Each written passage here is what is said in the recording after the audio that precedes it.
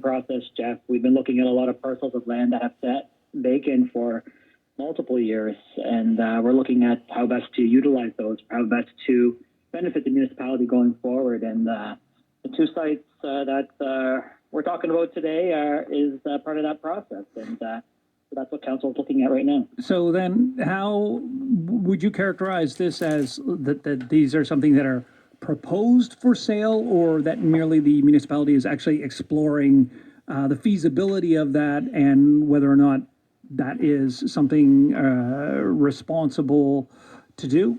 Yep, the council has actually listed them. There is a proposal on the table for the parcels right now. The current process that council is doing is looking at rezoning the parcels of land from community space to multi-unit residential to open it up to a potential sale this meeting. So that's the process that triggered all the intention and the interest from various groups on these two parcels that we're talking about. And is the goal ultimately to just see how to best utilize this asset, I guess, that is owned by the municipality to generate some funds? Well, the goal is always to look to always improve your municipal unit. And when you have parcels of land that have sat vacant for multiple years, and these two parcels have sat vacant, I think, of almost maybe close to 15 years or more, Jeff, since the old pool was removed. It caught our attention, and it never had any interest before, to be honest with you. It does now. It's interesting that a little bit of motion from council creates some interest in them.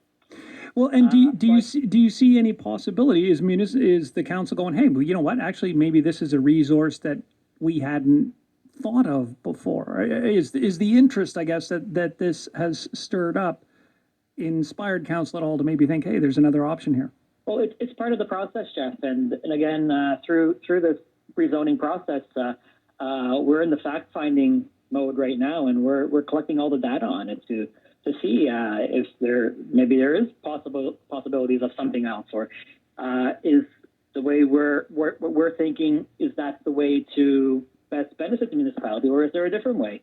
We're really knee deep. We're right in the thick of gathering the information, which is good process, and without good information you can't make a good decision, right? Absolutely. And what have you learned about the potential significance of these lots to the larger Fort Edward, and maybe even about Fort Edward itself? Yeah, so Fort Edward is really under promoted, and again, it's a Parks Canada, it's a federal jurisdiction, so it's adjacent to these two lots that the municipality owns, but Fort Edward itself is under promoted, and we've highlighted that with Parks Canada. We've spoken to them, and we have an interest in helping to promote that, and we are looking at ways to better promote that locally here within our own municipality and regionally as well for tourists as well. I think the site gets around 3,000 visitors as of right now. We've already undertaken a phase 1 archaeological assessment. Mr. Jonathan Fowler has taken that for us, highlighting, a lot of the history and where things stood. The main pieces being on the actual Fort Edward site. The lands adjacent were mainly for the agricultural, that's the oldest agricultural fair in North America, former buildings and soldiers' huts that used to sit at the very north end of the two municipal properties. So, it's interesting the things that you do learn that you didn't know before. From that report, Jeff, we've actually ordered or directed the CO to begin the process of doing a phase 2 archaeological assessment. So that part of council's decision will actually interest Bain, because that is actually going to look at what artifacts are in the ground and that's something that Ms. Ryu was saying yesterday, that she was really encouraged by it.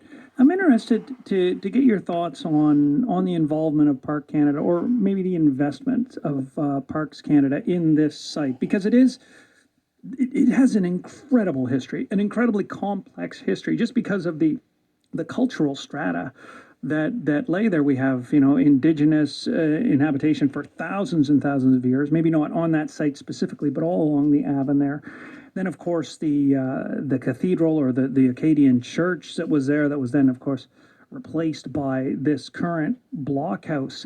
And do you feel that Parks Canada has underinvested in this, or maybe missed an opportunity here?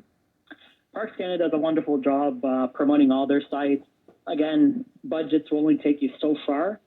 And we initially sat down with them a couple of months ago. It was we were really starting to talk about partnerships and how we can both collaborate together for a change and pool our resources. And my honest opinion is going forward, that's the best way, because we're us on the municipal level, we're on the ground. We have the knowledge of our area, and then Parks Canada has the overall knowledge and the owners of the property that the fort actually sits on, and with the old Acadian church and the cemetery. And so my opinion is the gold of the history is on the actual Fort Edward site, and that's what we need to really emphasize our promotion on. Could you sell them those 2 lots? Would you? That's a process we haven't discussed yet at all on a council level, and I can't speak for council until council gives me direction to speak on anything like that. So has that idea even come up? Has anyone floated that idea as you talk to Parks Canada? To council, no. No, I'm not sure if there's an interest with them or not, but it's something that may be flushed out during conversations. Can you tell me, if possible, if you even have arrived at a price, but what the municipality would be asking for those lots? Well, they were listed for $303,000, Jeff. Each? So that was the assessed or appraised value of the land, and under the Municipal Government Act, things have to sell at the value of. Right, of course. And I'm sorry, is that for the both lots or each lot? That's both lots combined. If the site was developed, one of the things that Ms. Ryu had brought up is that if these 2 adjacent lots were developed, and I think inarguably you could build some really nice buildings in there, looking out across the river and down across the Minas Basin, but that would actually impede the view from the site itself, which I've been told is spectacular. I've never been to the site myself, but that might also then detract from the actual impact of the site and the draw of the site should it ever be developed. Is that something that the zoning would take into account? Absolutely. The view planes and the sight lines were one of the very first things that we identified as of major importance or significance to us as council. And that's been reiterated by Parks Canada, reiterated by Fane and Historical Society. And so everybody's on board with the view plane. So does that mean then in the zoning, whatever zoning changes would be made or are to be made to those parcels, that it would restrict the height that you could build to? If the process got to that point, Jeff, the first process is rezoning the land, and that's what that's the process that we're in now. If that process was to be approved by council and council was to go ahead and sell those lands and move forward with a potential investor or a potential party looking to develop those lands, that party would then have to go apply through our planning department for a development agreement to develop the lands, which would be a completely new process altogether, which would go out and look for public opinion and, what's important to the public.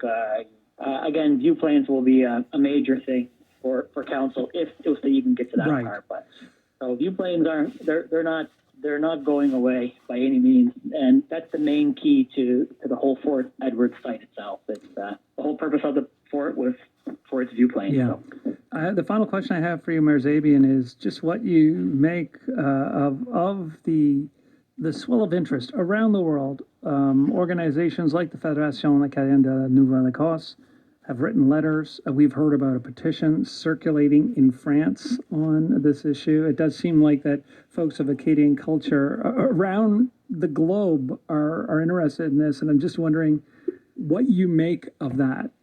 Oh, it's wonderful. Again, this is the great thing about these processes, Jeff. And if they're done correctly, which this one has been done very, very well, it gathers the interest and it highlights these areas, and it's a success. It's a great story, and we're happy that we are getting the interest, because you learn. The more people who give you input and who do comment, the more you learn, and it helps you better to move forward. So the more information that we're getting, it's going to help us even promote the area even better. I know I'm heading to Windsor this weekend to check out the site, because I've never been there, and it was talking about it that got interest in me. So I hope that it awakes the interest in a lot of folks. Absolutely. Reach out and I'll give you the private tour as well. All right. Mayor Zebian, thank you for this. Good to talk to you again. Thank you, sir. Appreciate it.